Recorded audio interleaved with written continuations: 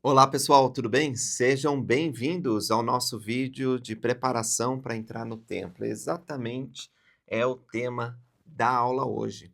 Como nós podemos estar preparados para entrar na casa do Senhor? Como vocês podem ver aqui, eu desenhei o templo de São Paulo, que é o templo onde eu e o irmão Tomazini, que estamos ministrando esse curso, oficiamos. Eu coloquei aqui um personagem, vamos chamar ele de José, tá bom? O José, ele é alguém que está se preparando para entrar para o templo. Então, vou colocar o nome dele aqui, José.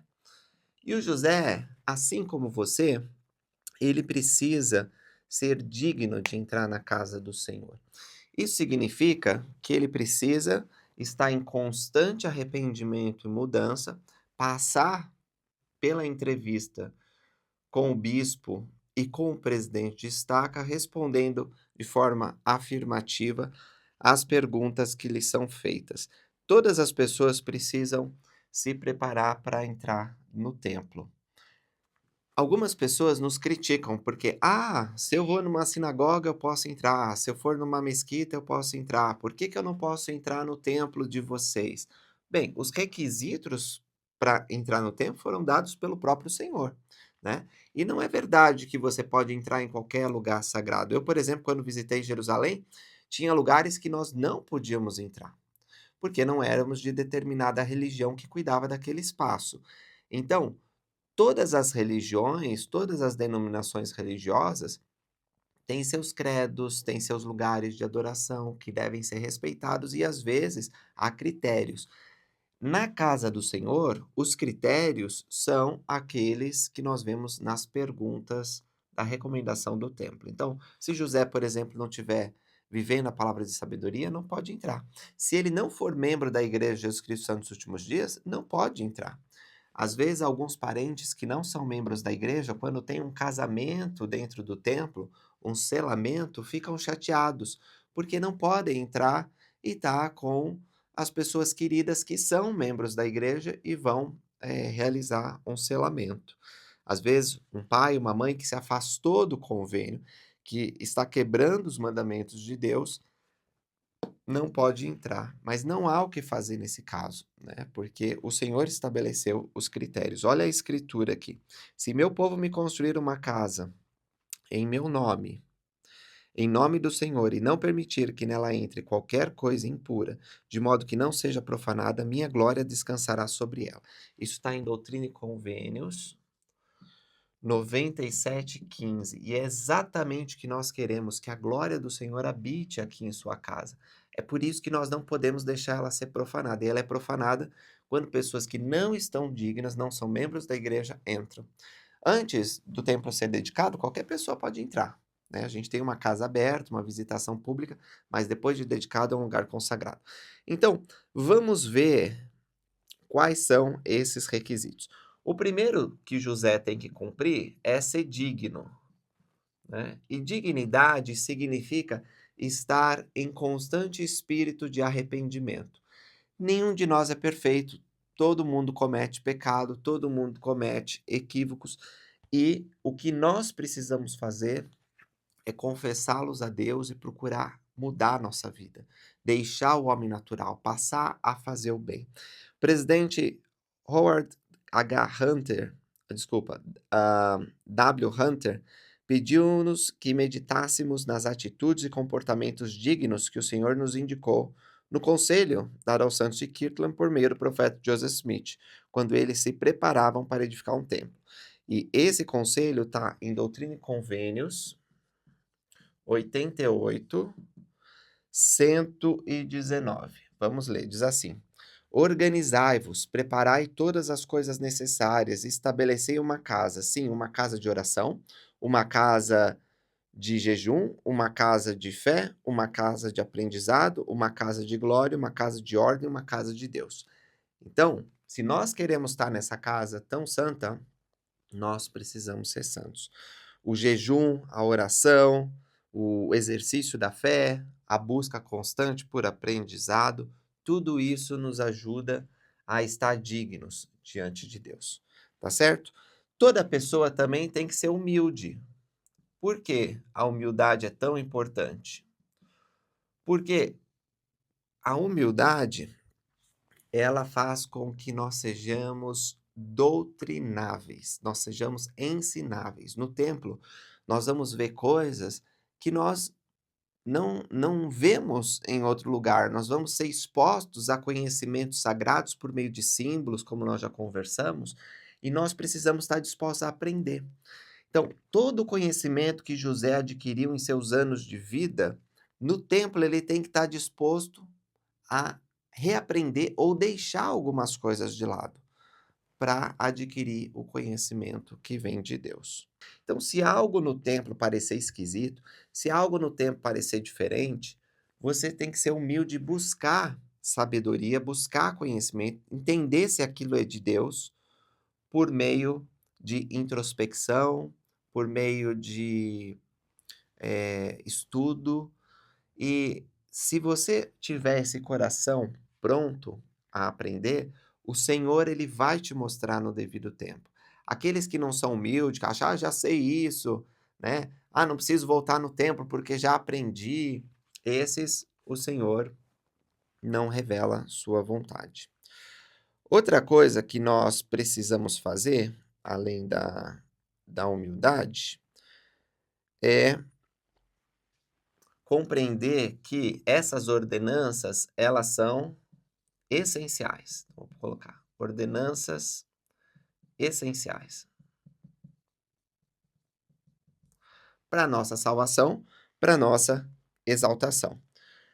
Outra coisa que nós precisamos para estar preparados para entrar no templo é que nós temos que compreender o uso do garment, do santo sacerdócio, tá? Claro que um conhecimento maior vai ser dado quando você entrar no templo, e à medida que você usa essa peça de roupa tão importante que simboliza os convênios que nós fizemos no templo. Mas quando o José for no templo, ele vai usar aqui por baixo da roupa dele o garment, porque ele fez convênios sagrados. Então a gente tem que entender que esse garment simboliza vestir Jesus Cristo, simboliza uma lembrança constante, melhor dizendo, dos convênios que fizemos na casa do Senhor, tá bom? Ok. E número 5, vamos lá. Número 5, a pessoa, o José, deve estar preparado para adoração pessoal sagrada. Então ele tem que ir num espírito que ele possa contemplar as coisas divinas. O templo não é um lugar para você ficar batendo papo. A gente desliga o celular quando a gente entra dentro do templo. Ali é um lugar onde, se for necessário falar, a gente sussurra. E a gente tem que procurar manter uma atmosfera reverente, porque é um lugar que nós vamos adorar a Deus. Uma atitude reverente e sagrada e, ao mesmo tempo, que contribui para a atmosfera de todos, é baixar a cabeça, fazer uma oração, sentar nas diversas poltronas, sofás e acomodações que há no templo, fazer sua oração. Não precisa se ajoelhar. Há lugares específicos para se ajoelhar. Quando nós estamos diante do altar do Senhor, por exemplo, na cerimônia do casamento eterno, tem que se ajoelhar, né? Faz parte. Mas vamos fazer isso. A mesma coisa, orações em voz alta. Há um lugar específico na ordenança que nós fazemos oração em voz alta, né? Mas quando nós estamos, por exemplo, na sala celestial, é melhor que a gente fique quietinho, orando lá na nossa mente, tá bom? Então, por que que eu estou dizendo tudo isso? Porque sem reverência é difícil ter adoração. E o templo, ele possui diretrizes dadas pela presidência do templo, pelo manual, para que nós possamos adorar a Deus, para que todas as pessoas possam adorar a Deus e esse seja um lugar abençoado, iluminado, né? Onde a presença de Deus, ela habite. Ok, com isso aqui, José está capacitado para ir no templo, verdade? Em parte. Vamos falar de coisas práticas que ele precisa depois que buscar ser digno, ser humilde, entender sobre as ordenanças, compreender o Garmit e buscar um espírito de adoração. O José, ele precisa, vou colocar de vermelho aqui, precisa de uma recomendação,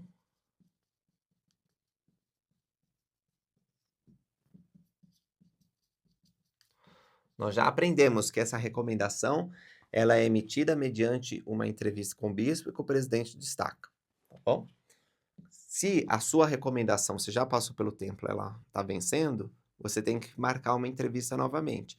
Aí pode ser o bispo, pode ser um conselheiro dele, e a mesma coisa, o líder da estaca também vai te entrevistar. Depois, nós precisamos planejar. Nós precisamos planejar na nossa agenda, mas nós precisamos avisar o templo também que nós estamos indo lá. Porque quando nós vamos a primeira vez, tem que ter alguém para recepcionar, para ajudar a gente, que a gente nunca foi. Então é importante que a gente planeje e avise o templo que nós estamos indo receber nossas ordenanças. Às vezes vai precisar fazer planos para viagem, né?